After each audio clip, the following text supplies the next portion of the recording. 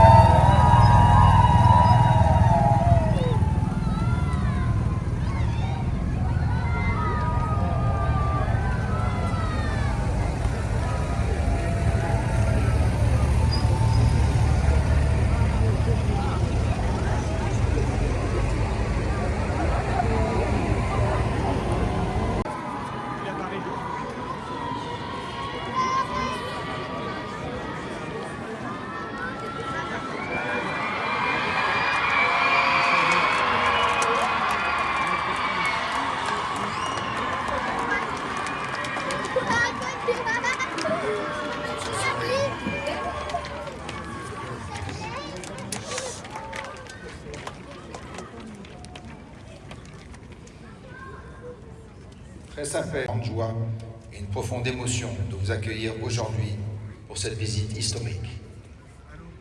Historique, ce moment l'est par la place qu'il reconnaît à Monaco au sein du monde chrétien en cette première année de votre pontificat. Par la manière dont il marquera chacun et chacune d'entre nous. Deo Juvante. Ce lien unique a en réalité bien plus de 700 ans, puisque c'est il y a 17 siècles que la barque de Sainte-Dévote accosta sur nos rivages pour changer notre histoire. Ce lien s'est renforcé depuis, en même temps qu'il nous a permis d'affirmer notre identité et notre souveraineté. À la fin du XVIIIe siècle, c'est par fidélité au pape que les premiers seigneurs Grimaldi quittaient Gênes pour s'installer sur le rocher. Au début du XVIe siècle, la souveraineté monégasque était reconnue par une bulle du pape Clément VII, en même temps que par les deux puissances voisines, la France et l'Empire de Charles Quint. À la fin du XIXe siècle, grâce au pape Léon XIII, catholique. Cette foi ne nous a jamais quittés. C'est pourquoi notre Constitution, si elle assure la liberté du culte, reconnaît le catholicisme comme religion d'État. Dans une époque de bouleversements profonds et de sécheresse spirituelle, notre foi fait notre force. Elle contribue, comme la monarchie inscrite à Monaco, dans la recherche permanente d'un équilibre entre les impératifs du présent et les exigences du temps long.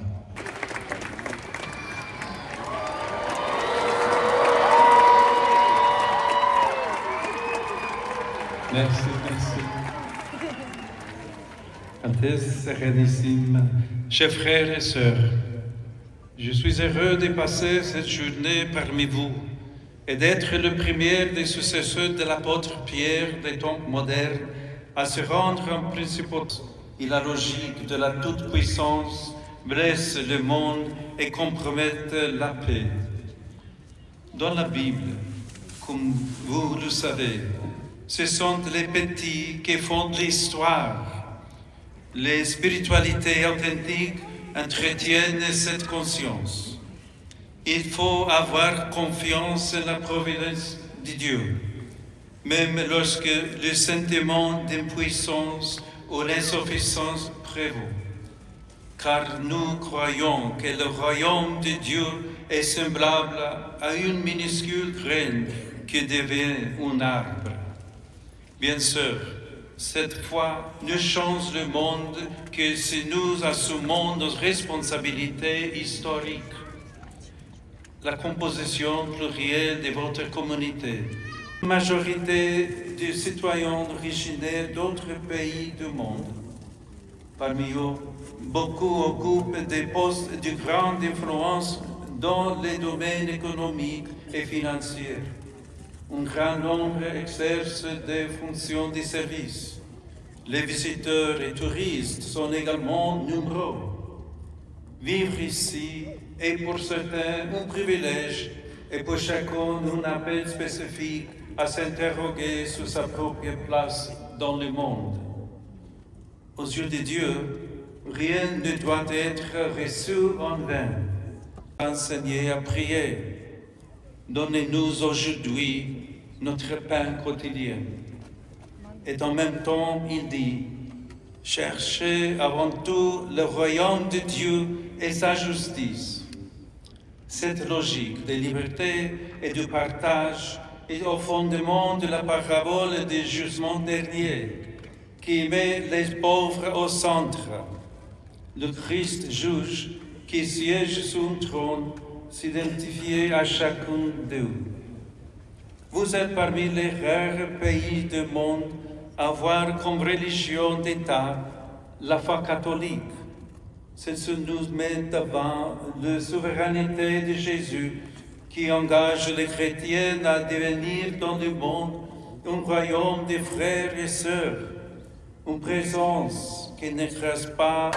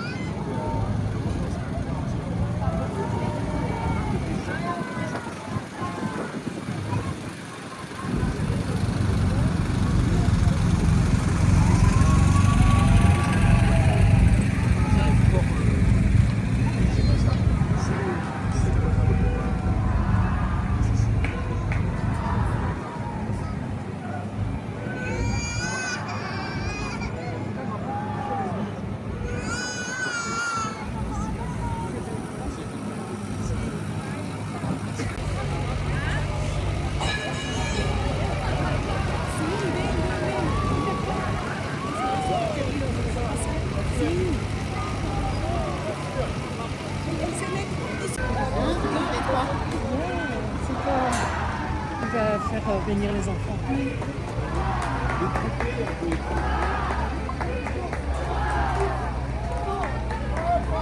Vive le pape! S'il vous plaît, c'est possible.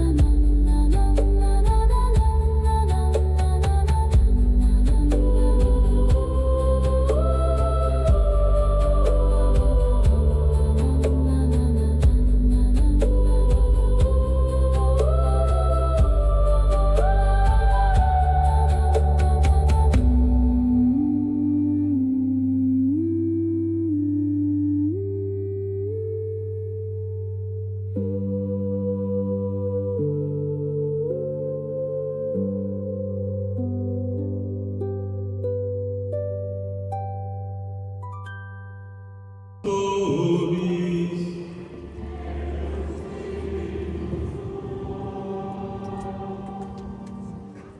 Frères et sœurs, nous célébrons dans l'Eucharistie le mémorial de la mort et de la résurrection de Christ, ainsi que le mystère de notre unité dans la communion d'un unique Père. Le Seigneur, qui nous donne son pardon. Je confesse à Dieu Tout-Puissant. Je reconnais devant vous, frères et sœurs, que je péche.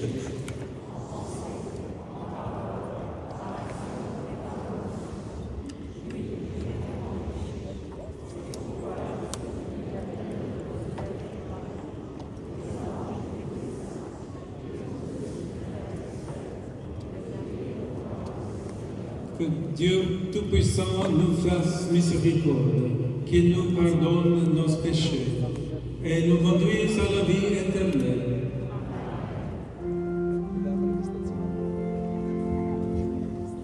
Et de pouvoir l'accomplir, afin que le peuple appelé à l'éternité ait une même foi dans le cœur, une même charité dans l'action. Par Jésus-Christ, ton Fils, notre Seigneur, qui vit et règne avec toi dans l'unité du Saint-Esprit, Dieu pour les siècles des siècles.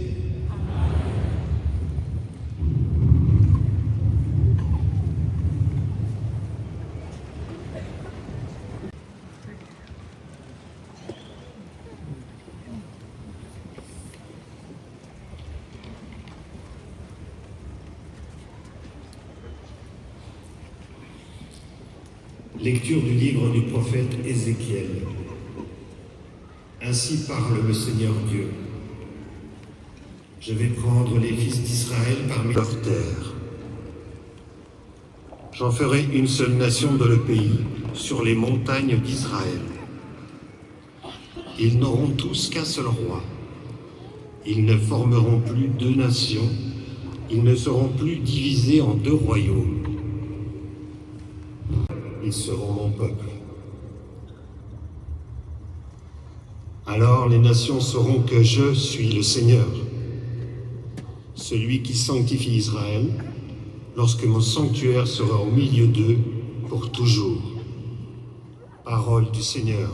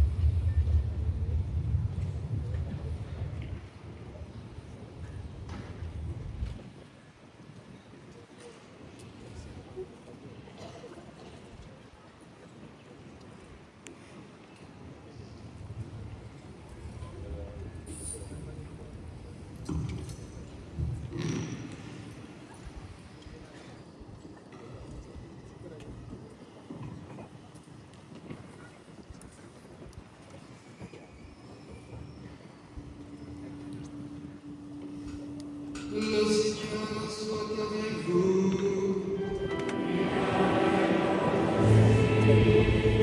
Évangile de Jésus-Christ selon saint Jean.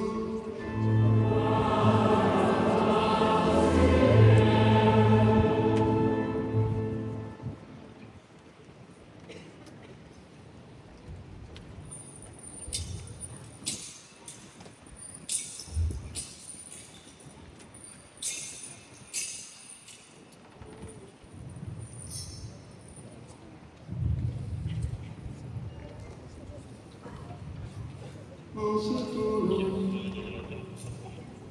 quand Lazare fut sorti du tombeau, beaucoup de Juifs qui étaient venus auprès de Marie et avaient donc vu ce que Jésus avait fait crurent en lui.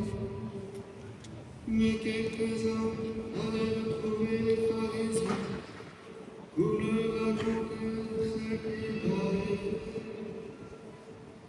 Les grands prêtres et les pharisiens réunirent donc le conseil suprême. Ils disaient: qu'allons-nous faire? Cet homme accomplit un grand nombre de signes. Si nous le laissons faire, tout le monde va croire en lui. Et les Romains viendront réduire notre sang et notre nation. Alors, l'un d'entre eux, Caïphe, qui était grand prêtre cette année-là, leur dit: vous n'y comprenez rien. Vous, il disait là, ne venez pas de lui-même. Mais, étant grand prêtre cette année-là, il prophétisa que Jésus allait mourir pour la nation. Et ce n'était pas seulement pour la nation des disciples. Alors, or la Pâque juive était proche. Beaucoup montèrent d'étagères de la campagne à Jérusalem pour se purifier avant la Pâque. Ils cherchaient Jésus et dans le temple ils se disaient entre eux: qu'en pensez-vous? Il ne viendra sûrement pas à la fête. Les grands prêtres et les pharisiens avaient donné cet ordre: quiconque saurait où il était devrait le dénoncer pour qu'on puisse l'arrêter. Acclamons la parole de Dieu.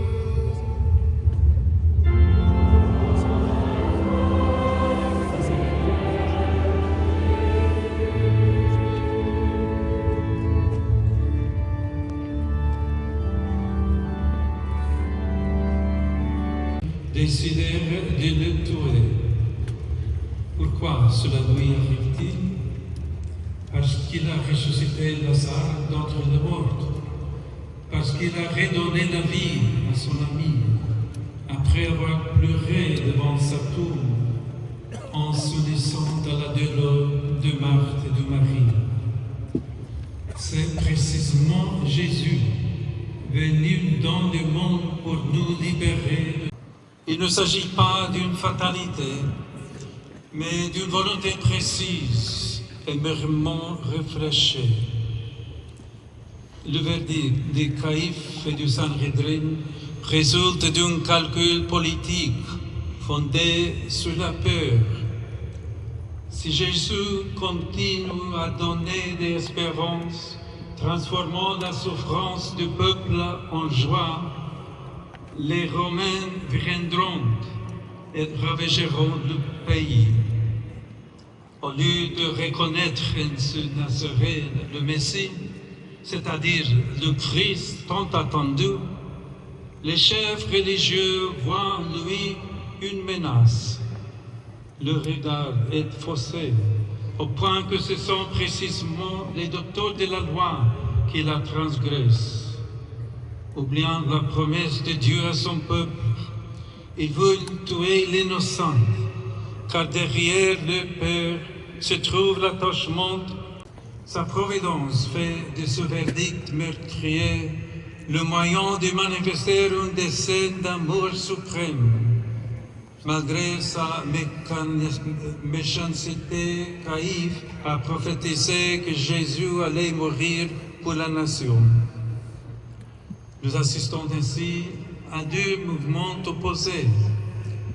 D'une part, la révélation de Dieu, qui montre son visage du Seigneur tout-puissant et sauveur. D'autre part, l'action occulte d'autorité puissante, prête à tuer sans scrupule. La joie de la foi et la force de notre témoignage découlent de cette rédemption, en tout lieu et en tout temps. L'histoire de Jésus résume en effet le destin de chacune de nous, à commencer par les plus petits et les opprimés. Encore aujourd'hui, combien de calculs sont faits dans le monde pour tuer des innocents? Combien de fausses raisons sont revendiquées pour les éliminer? Cependant, face à l'insistance du mal, la justice éternelle de Dieu se dresse, qui sans cesse nous délivre de nos tombeaux, comme pour Lazare, et nous donne une vie nouvelle. Le Seigneur libère de la souffrance en suscitant l'espérance. Il convertit la dureté du cœur en transformant le pouvoir en service, en manifestant le véritable nom de sa toute-puissance, miséricorde. C'est la miséricorde qui sauve le monde. Elle prend le signe de cet événement. C'est l'homme.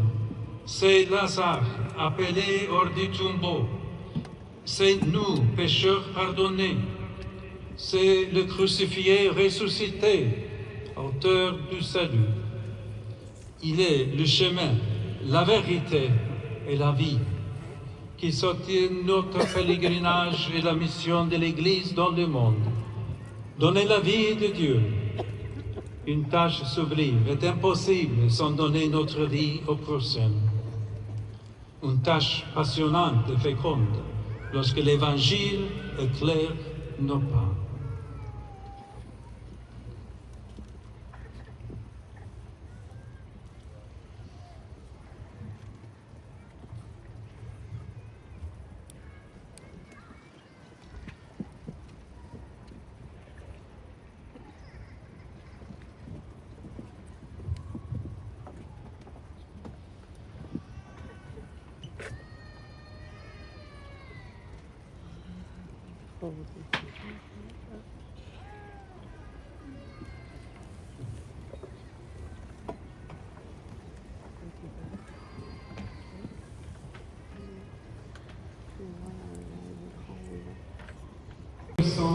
Afin que l'univers entier bénéficie davantage des richesses du mystère du salut.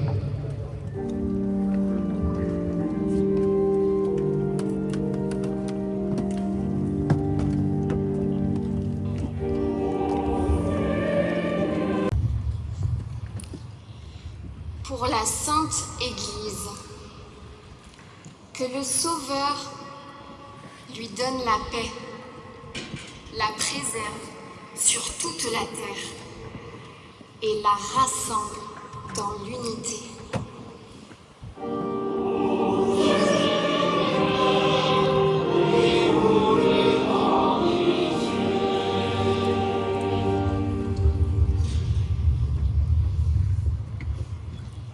Pour notre pape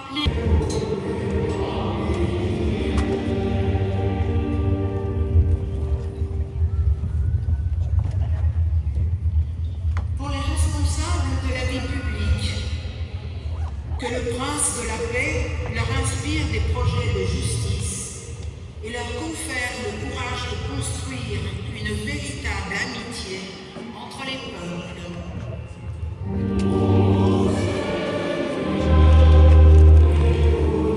Par le Christ notre Seigneur.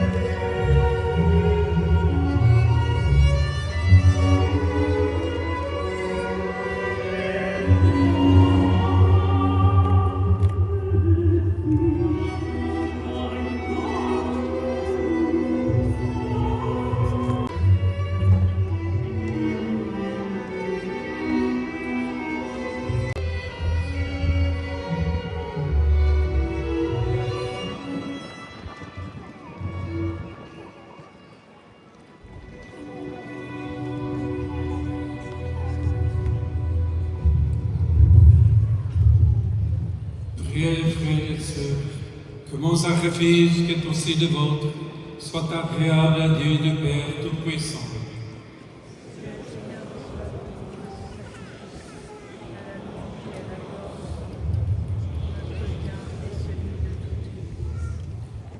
Accepte, Seigneur, les offrandes présentées en ce temps des jeûnes.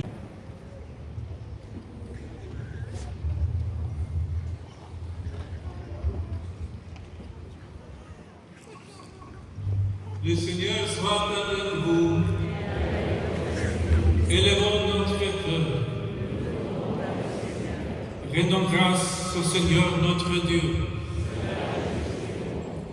Vraiment, il est juste bon pour ta gloire et notre salut, et d'offrir notre action de grâce, toujours et dans tout lieu.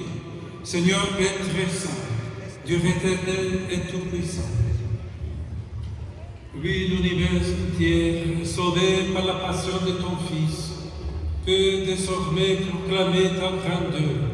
Par la puissance incomparable de la croix, apparaît en pleine lumière le jugement du monde, la victoire du crucifié. C'est pourquoi, avec les anges et tous les saints, nous te louons, Seigneur, et nous exultons de joie en proclamant.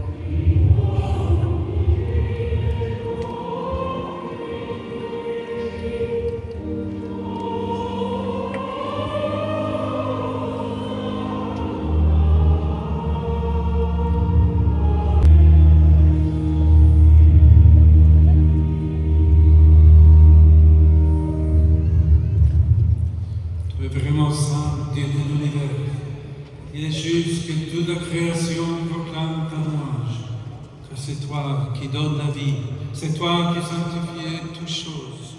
Par ton Fils Jésus-Christ, notre Seigneur, avec la puissance de l'Esprit Saint, et tu ne cesses de rassembler ton peuple, afin que du levant au couchant du soleil, une offrande puisse soit présentée à ton nom.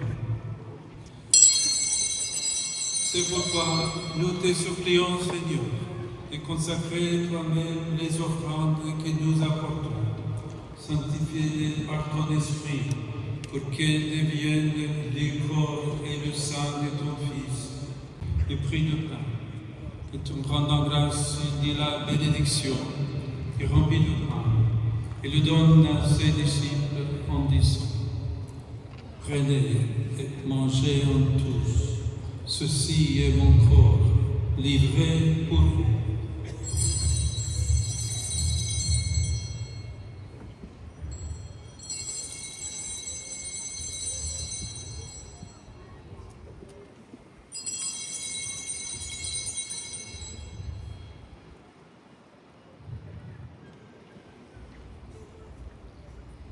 Car ceci est la coupe de mon sang, le sang d'alliance nouvelle et éternelle, qui sera versé pour vous et pour la multitude en rémission des péchés. Vous ferez cela en mémoire de moi. »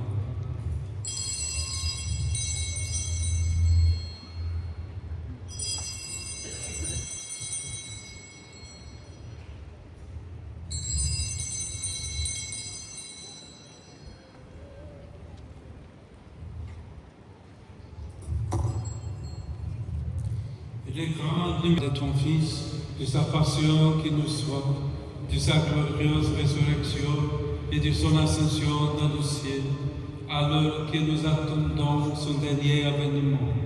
Nous t'offrons, Seigneur, une action de grâce, ce sacrifice vivant et saint. Regarde, nous t'en prions, l'oblation de ton Église, et d'aide reconnaître ton Fils qui, selon ta volonté, s'est offert ton sacrifice pour nous réconcilier avec toi. Quand nous serons nourris de son corps et de son sang, et remplis de l'Esprit Saint, accorde-nous d'être ce corps et un seul esprit dans le Christ. Que l'Esprit Saint fasse de nous une éternelle offrande à ta gloire, pour que nous obtenions un jour l'héritage promis avec tes élus. En premier lieu, la bienheureuse Vierge Marie, Mère de Dieu. Spiritus Sancti, omnis honor et gloria, per omnia saecula saeculorum.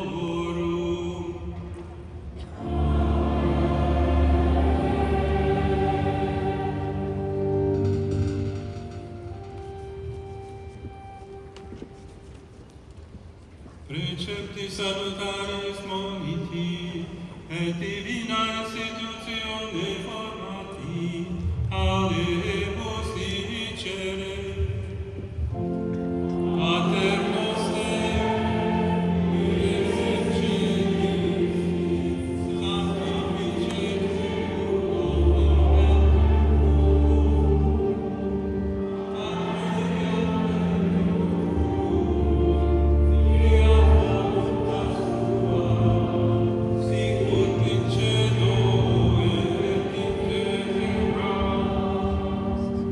nomen tuum,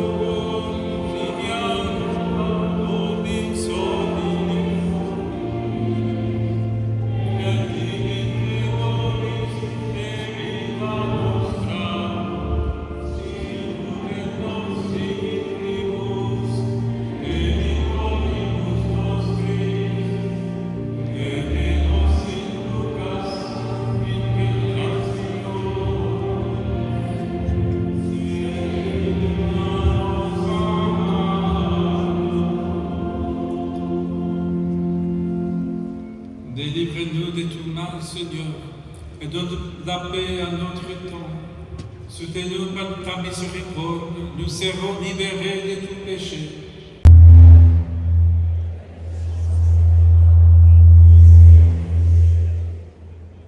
Seigneur Jésus-Christ, tu as dit à tes apôtres, je vous laisse la paix, je vous donne ma paix. Ne regarde pas nos péchés, mais la foi de ton Église. Pour que ta volonté s'accomplisse, donne-lui toujours cette paix et conduis-la vers l'unité parfaite. Toi qui vis et règnes pour les siècles des siècles. Que la paix du Seigneur soit toujours avec vous. Dans la charité du Christ, donnez-vous la paix.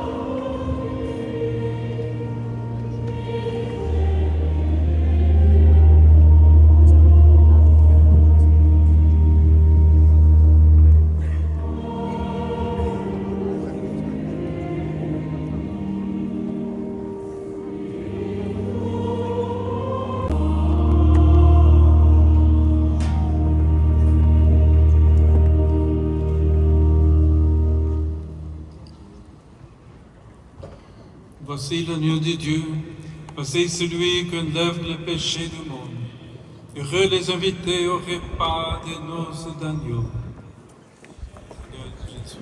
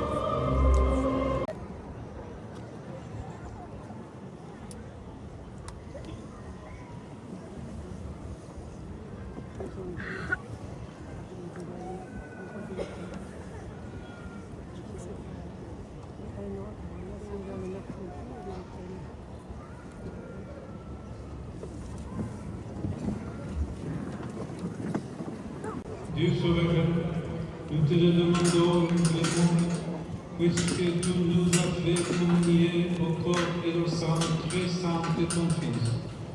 Rends-nous participants de la nature divine, par le Christ notre Seigneur.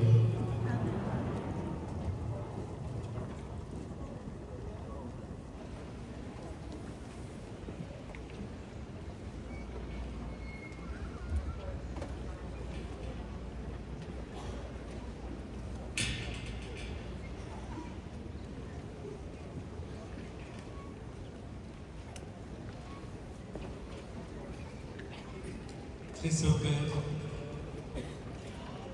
comment ne pas rendre grâce au Seigneur pour l'abondance de ses bienfaits? Vous êtes venus nous le rappeler. À chacune des étapes de votre voyage apostolique en terre monégasque, vous nous avez invités à un itinéraire en profondeur. Temps, conscients que nous portons un trésor capable de soutenir l'espérance, la nôtre et celle du monde. Vous avez rappelé à notre pays que son identité ne consiste pas en la seule préservation d'un héritage, mais qu'elle exige responsabilité, oubli de soi et sens du service. Alors, merci de nous avoir montré encore une fois le Christ. Chemin, vérité et vie. C'est lui qu'avec vous et toute l'Église, nous allons désormais suivre. Oui, nous voulons le suivre sur le chemin de la passion et de la croix pour qu'il nous conduise ensemble jusqu'à la gloire resplendissante de sa résurrection.